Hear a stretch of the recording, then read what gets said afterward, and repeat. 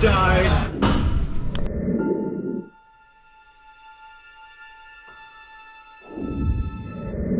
Hi everybody, good day to you and welcome back.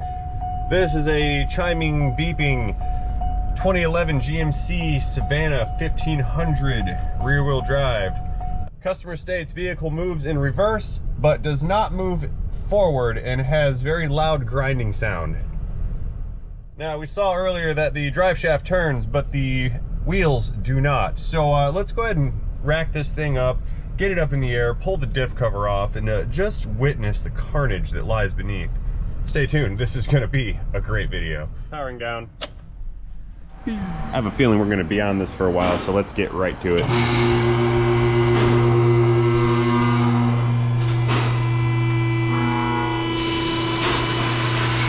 Moving on. All right, while I gear up to get started here, I'd like to take this opportunity to remind everyone who is a returning viewer but not a subscriber to do yourself a free favor and go down and tap that subscribe button. That way you will not miss out on any of my future content. Especially content like what we're about to find here today. So without any further shameless moments of self-promotion, let's get straight to it. Now I know many of you have already seen my rear ends before. This is a different one. Had a lot of this stuff going on recently, but nothing like this.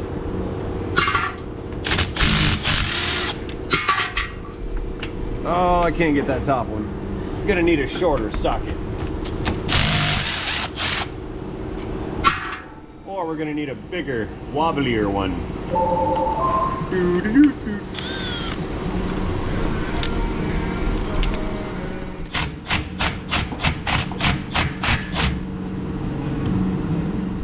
Alright, let's go ahead and crack this cover loose. Get all the lubricant out. Oh, I hear metal falling out of it. That's not good.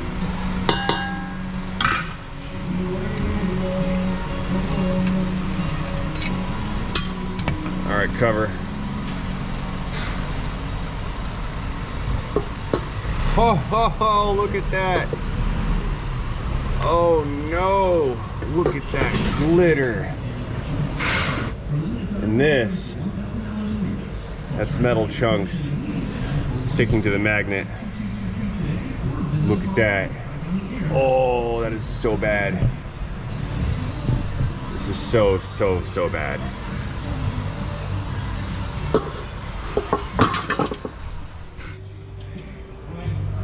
All right, let's go ahead and pull this drive shaft out so we can move things around back there a little bit better. Figure out what's going on or what happened. I mean, we know what's going on. Let's see what happened. Because it's bad. Okay, both U-joint straps are removed. You know, last time I was in here in a drive shaft, somebody mentioned something about how those little straps are the only thing that holds all the everything together and actually contains all that torque. And that's not actually true. I want to point out that the center line of this bearing, or I'm sorry, U-joint cap, is right here, which is inside slightly, about 1/8 or 1/4 of an inch inside of the yoke, meaning all the force that is transmitted through this unit is actually applied to the yoke, and very minimal force is applied to the strap. The strap is only there just to keep the U-joint pressed into the yoke, if that makes any sense. So the straps actually do not bear much load. Ow, I hit my noggin. Yo. I need you to give them a tutorial. A tutorial? Yeah. For what? I can do that. Hang on a minute. All right, moving back around to the rear of the rear. I'm gonna go ahead and turn the yoke and we're gonna watch this flippity flop itself around. Check this out. That is not supposed to do that.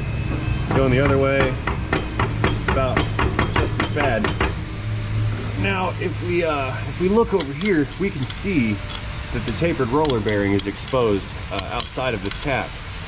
But if we move over here to this side, you can see that there is no taper roller bearing exposure, but we can also see that there is pieces of bearing race. Let's see if I can't dig this out of here.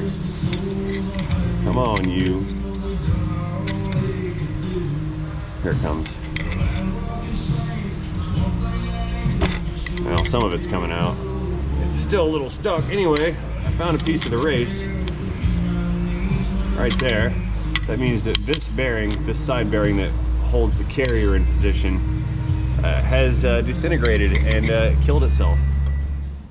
Moving in a little bit closer to the ring gear, so we can see all kinds of damage on the gear edges right here. A lot of pitting. It's worn on both sides. Excessive wear on the contact surface.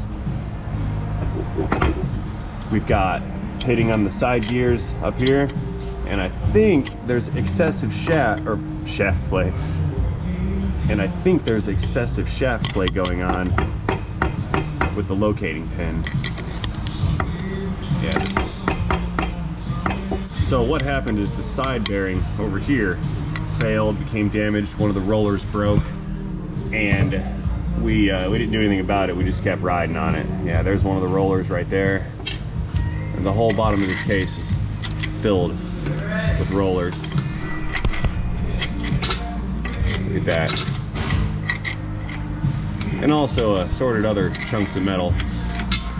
Is more is damaged here than just those roller bearings. Look at that. Look at all these chunks and sludgy, metal, oily solution coming out of there. That's terrible. Ah, look, more of it. If we look way, way down inside to the nether regions, we can also see damage on the pinion gear. Looks like both faces and the ends of the gears absolutely destroyed. I'd like to go ahead and pull these axles out so we can get a better look at what's going on in there. So let us pull these brake calipers and brackets off and rotors, and then we can pop these axle shafts out. I've already got my tool ready to ride here. So let's unbolt this bad boy.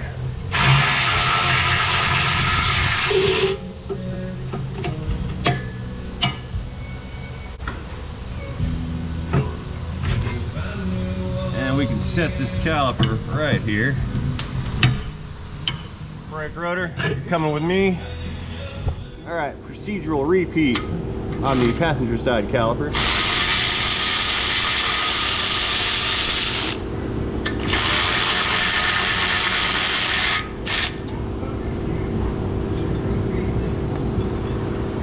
Two bolts. Yep, right there.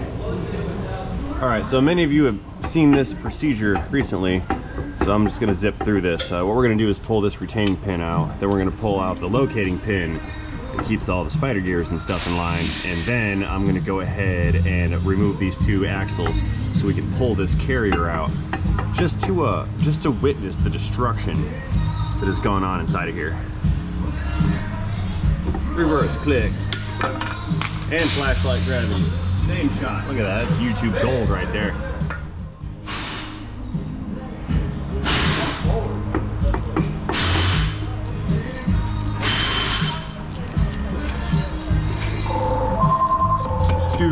Do again. Uh-oh. I've unscrewed it and catch-22'd my ratchet. Let's put that back in. There we go.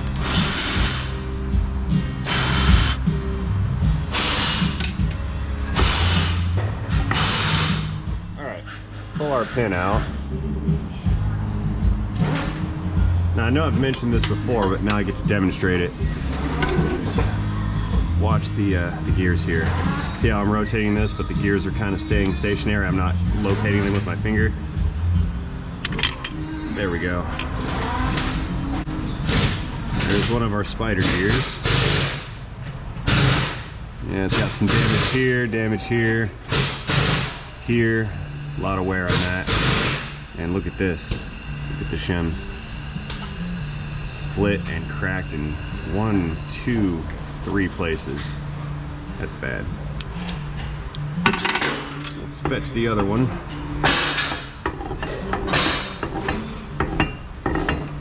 There it is.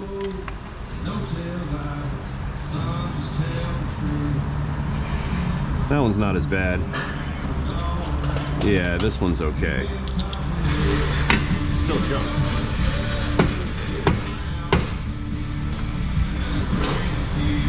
Now, normally you would never ever take these spider gears out in order just to remove these C-clips. You'd want to leave those gears in because they're kind of a bear to install. So we don't want to let these come out normally, but since this is going to end up being replaced, it's okay for them to come out.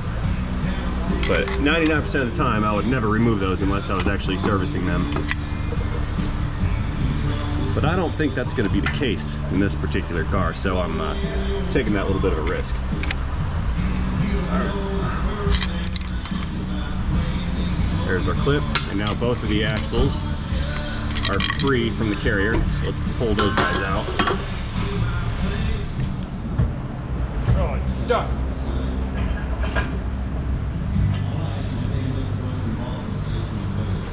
Pry bar. Always pry bar.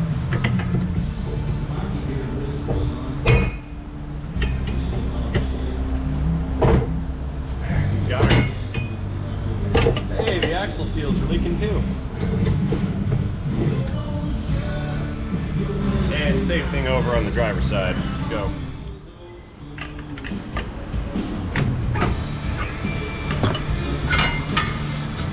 Okay, back down under again, and the only thing that's left is our carrier, side gears. Let's go ahead and pull those out right now. Let's see what's going on with these guys. Again, slight damage on these gears, probably from metal chunks circulating through the oil. And this one's a little bit worse. Lots of damage here, both sides of the gears. And so we have a ring gear, a pinion gear, and a carrier that is left. So let's pull the caps off this carrier and pull this guy out next. Okay, let's get these caps off.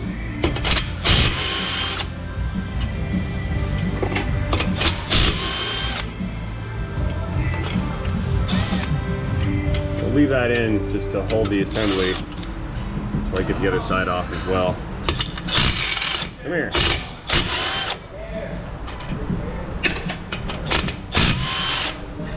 Ooh, yeah, see, it wants to jump right out at you.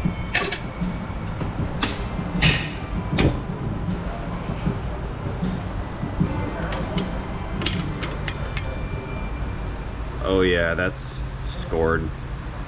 That's damn. Let's see this one. What do we got here?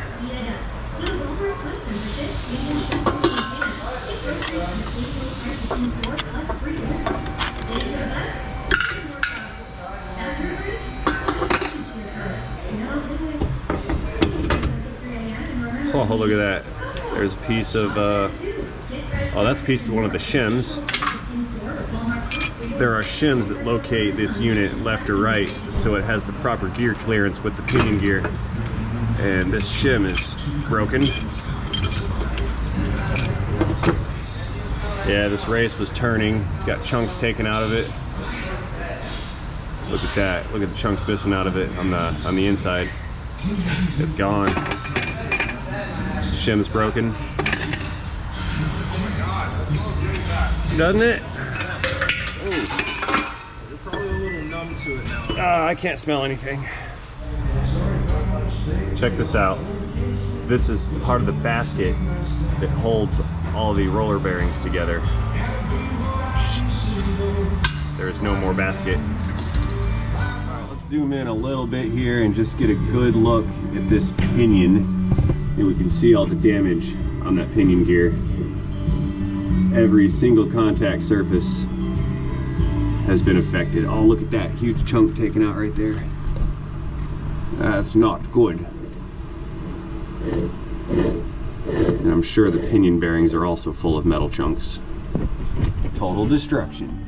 If we look over here, where the bearing and the racer are supposed to sit, we can see clear damage to the case. See that ground away part and how it's sort of swaged the metal, so to speak, over here onto this cap surface. this case has been damaged, probably not beyond repair, but I'm not a machine shop, but this is damaged,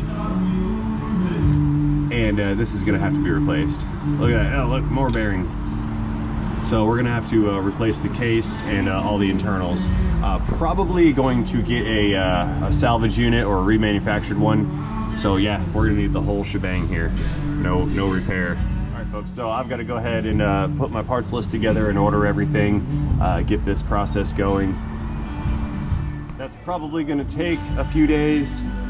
So this project's gonna be in limbo until I get some confirmation on some parts deliveries. That being said, obviously I'm going to make this a two-part video. This is going to be part one, and then the replacement of this axle is going to go ahead and be part two. So I have nothing left for you today on this one. I'm going to go ahead and sign out right now. As always, I'd like to thank you guys for watching this video. Hope you liked this video. I certainly enjoyed making this video for you. If you did like it, please let me know down in the comment land below. Like we talked about earlier, if you haven't already done so, go ahead and smash that subscribe button. That way you don't miss out on any more of my content, especially the part 2 of this rear axle repair on this Savana van. So again, and as always, thank you for watching, and most importantly, don't forget to have yourselves a great day. See you guys later.